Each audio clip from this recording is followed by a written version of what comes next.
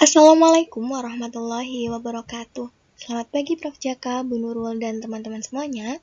Perkenalkan, kami dari kelompok 9 yang terdiri atas Miranda Dewi dan saya Danar Putri Miranda. Pada pagi hari ini akan menyampaikan materi dengan judul Analisis Risiko. Hari ini kami akan membahas beberapa poin mengenai bab analisis risiko. Beberapa hal yang akan kita bahas pada pertemuan kali ini, yang pertama yaitu pengertian analisis risiko, kemudian ada dua jenis risiko, yaitu risiko likuiditas jangka pendek dan juga risiko likuiditas jangka panjang. Baik, langsung saja memasuki materi yang pertama. Analisis risiko merupakan pasangan dari analisis profitabilitas, di mana jika analisis profitabilitas digunakan untuk menganalisis keuntungan yang mungkin atau dapat diperoleh oleh perusahaan, analisis risiko menganalisis atau untuk mengetahui risiko ataupun kerugian yang mungkin akan diperoleh oleh perusahaan. Nah, kedua hal ini dipakai untuk menentukan daya tarik suatu perusahaan. Ada beberapa sumber dari risiko perusahaan. Yang pertama yaitu sumber dari internasional. Contoh dari sumber ini yaitu ketidakstabilan pemerintah internasional, ketidakstabilan kebijakan pemerintah, pengambilan perusahaan oleh pemerintah. Kemudian ada dari faktor atau sumber domestik. Nah, sumber domestik ini diibaratkan sebagai satu negara di mana contoh risiko yang mungkin timbul diakibatkan oleh yang pertama resesi, kemudian inflasi atau deflasi, kemudian perubahan tingkat suku bunga, perubahan kebijakan dalam negeri, perubahan demografi, hingga ke perubahan politik dalam negeri. Nah, sumber yang ketiga yaitu sumber dari industri. Risiko yang mungkin timbul dari suatu industri, yang pertama yaitu perubahan teknologi, kemudian ada persaingan, lalu ada perubahan kekuatan tawar-menawar dalam industri, lalu ada peraturan pemerintah yang berkaitan dengan industri. Sumber yang terakhir yaitu dari perusahaan itu sendiri. Nah, risiko yang mungkin ditimbulkan oleh suatu perusahaan terhadap perusahaan itu sendiri, yang pertama adalah perubahan manajemen. Kemudian perubahan strategi perusahaan, ada risiko terkena bencana atau force majeure, ada juga risiko terkena tuntutan hukum dari pemerintah. Teman-teman Q, selanjutnya kita akan membahas tentang risiko likuiditas. Nah, di sini ada dua jenis risiko likuiditas ya. Yang pertama ada likuiditas jangka pendek dan juga risiko likuiditas jangka panjang. Risiko likuiditas jangka pendek itu berkaitan dengan aktiva atau aset lancar dan juga utang lancar gitu atau utang jangka pendek. Ada 4 rasio yang akan kita bahas. Yang pertama ada rasio lancar, yaitu dihitung dengan membagi aktiva atau aset lancar dengan utang lancar. Nah, rasio lancar ini menunjukkan besarnya kas yang dipunyai perusahaan ditambah dengan aset-aset lancar perusahaan yang bisa dirubah menjadi kas dalam waktu cepat atau kurang dari 1 tahun. Misal ada piutang dan lain sebagainya. Nah, hal ini relatif terhadap utang yang jatuh tempo dalam waktu yang dekat pada tanggal tertentu. Tapi ada beberapa hal yang menjadi catatan dari rasio lancar ini. Yang pertama, rasio lancar lebih besar dari 1, maka setiap kenaikan aktiva lancar dan utang lancar dalam jumlah yang sama akan menurunkan rasio lancar dan begitupun sebaliknya. Kemudian jika rasio lancar yang tinggi dapat mencerminkan kondisi bisnis yang kurang menguntungkan, yaitu penurunan rasio lancar ini malah akan menunjukkan bahwa bisnis itu terlihat performanya sedang baik, seperti itu. Kemudian ada perubahan-perubahan yang dilakukan oleh pihak manajemen yang dapat membuat rasio lancar itu lebih baik. Misalnya, perubahan dalam kebijakan manajemen berkaitan dengan piutang, berkaitan dengan persediaan yang lebih banyak dari rasio utangnya, maka akan dapat meningkatkan rasio lancar ini. Selanjutnya teman-teman, dalam menilai risiko likuiditas jangka pendek, kita dapat menggunakan rasio quick atau quick ratio. Nah, rasio ini menggunakan aset-aset yang berubah menjadi kas dengan lebih cepat daripada yang aset lancar. Nah, oleh karenanya persediaan dikeluarkan dari perhitungan, karena persediaan itu kan membutuhkan waktu untuk penjualan. Nah, maka dari itu quick ratio ini tidak memasukkan persediaan. Nah, rasio quick bisa mengalami penurunan karena penjualan surat berharga. Analisis akan memperoleh korelasi yang sama antara rasio lancar dan rasio quick, kecuali bila terjadi perubahan pada persediaan. Nah, maka keduanya mungkin akan menghasilkan informasi yang berbeda. Di sini karena persediaan pada rasio quick tidak dimasukkan dalam perhitungan ya teman-teman. Berikutnya teman-teman, kita memasuki rasio yang ketiga dalam menilai atau menganalisis risiko dari likuiditas jangka pendek, yaitu ada rasio aliran kas terhadap utang lancar. Nah, rasio aliran kas terhadap utang lancar ini digunakan untuk melengkapi dari kekurangan-kekurangan rasio sebelumnya, yaitu rasio lancar dan juga quick ratio. Aliran kas dari operasi dilaporkan dalam laporan aliran kas atau yang biasa kita sebut laporan arus kas ya teman-teman. Nah, kas di sini merupakan kelebihan kas yang telah diperoleh dari operasi setelah semua kebutuhan modal kerja dan pembayaran utang lancar telah terpenuhi. Jadi, di akhir laporan arus kas itu kan terdapat peningkatan atau kenaikan kas atau penurunan kas. Nah, di situ kelebihan kas dianggap sebagai kenaikan kas itu menjadi dasar dari rasio ini.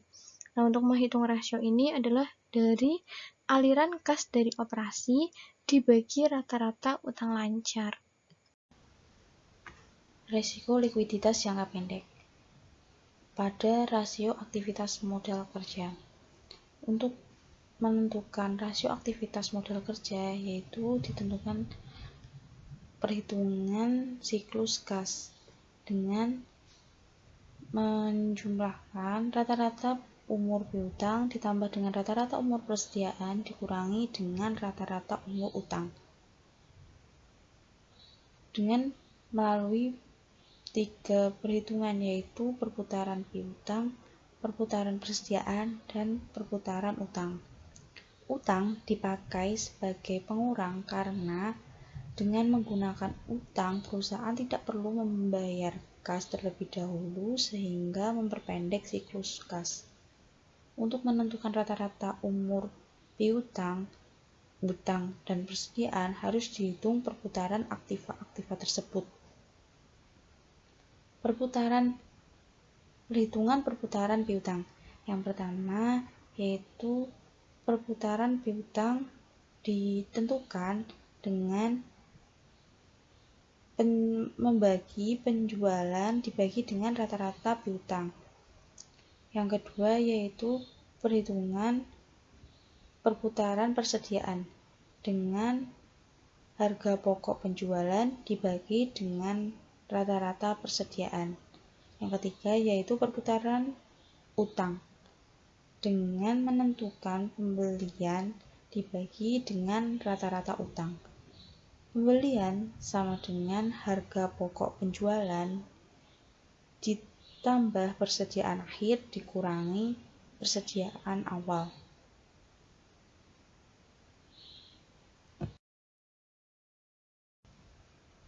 Yang selanjutnya yaitu likuiditas jangka panjang pada rasio utang.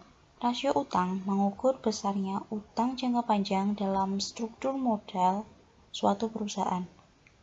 Ada beberapa variasi dalam perhitungan rasio utang.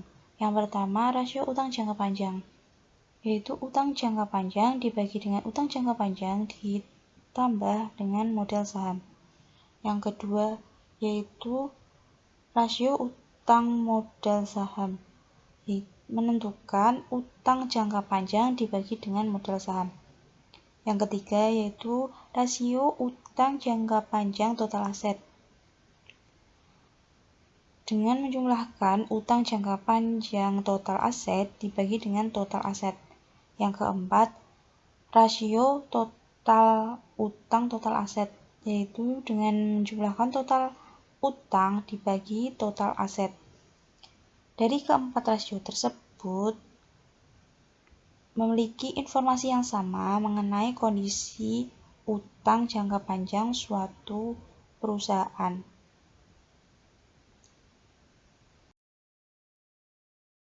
Selanjutnya, yaitu resiko likuiditas jangka panjang pada rasio interest coverage atau kemampuan membayar bunga. Rasio ini menggunakan berapa kali pendapatan sebelum bunga dan pajak bisa menutup bunga. Rumus menghitung rasio interest coverage yaitu dengan menjumlahkan laba bersih ditambah biaya bunga ditambah pajak penghasilan dibagi dengan biaya bunga. Rasio ini juga dinamakan sebagai fixed charge coverage ratio karena rasio ini memasukkan semua beban tetap periodik perusahaan, bukan hanya bunga. Tapi rasio ini memiliki kelemahan karena menggunakan pendapatan sebagai angka bagi, bukan aliran kas. Karena dalam hal ini aliran kas dianggap lebih relevan dibanding pendapatan.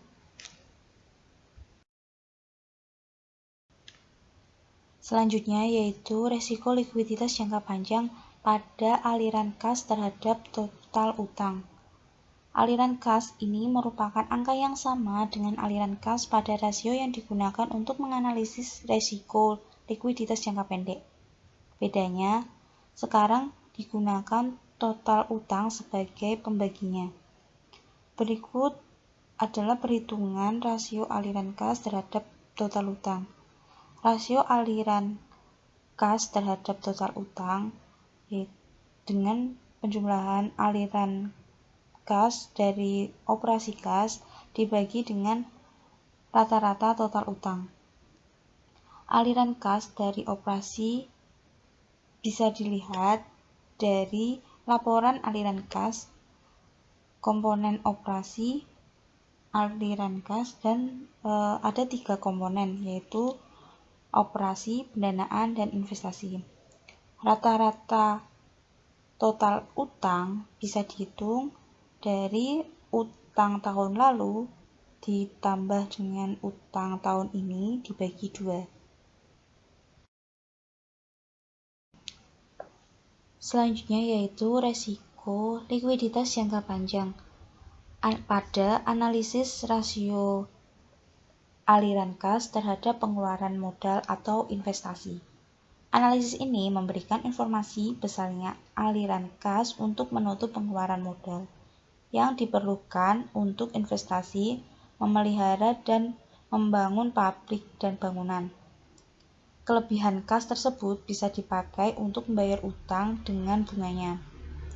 Perhitungan rasio aliran kas operasional terhadap pengeluaran modal yaitu dengan menjumlahkan aliran kas dari operasi dibagi dengan pengeluaran modal. Aliran kas bisa ditentukan dengan laba bersih ditambah dengan depresiasi. Besar kecilnya aliran kas untuk pengeluaran investasi sangat tergantung dari siklus produk yang dipunyai. Apabila perusahaan beroperasi pada industri yang relatif dewasa, maka kas akan dikeluarkan untuk investasi yang tidak terlalu banyak. Sebaliknya, pada industri yang relatif baru, pengeluaran investasi untuk membangun prasarana, produksi, pemasaran, dan lain sebagainya masih sangat tinggi, sementara pemasukan kas tidak terlalu banyak. Rasio ini bisa dianalisis lebih lanjut dengan mengevaluasi setiap segmen dalam perusahaan. Segmen perusahaan bisa berupa segmen berdasarkan produk. Misalnya apabila bila perusahaan beroperasi pada beberapa industri semacam produk makanan, produk transportasi, produk minuman. Segmen berdasarkan wilayah geografis adalah pasar domestik dan pasar internasional.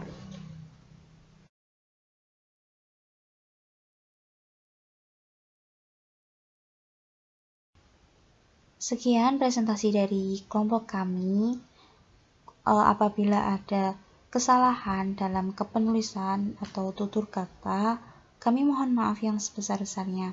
Terima kasih atas perhatiannya. Wassalamualaikum warahmatullahi wabarakatuh.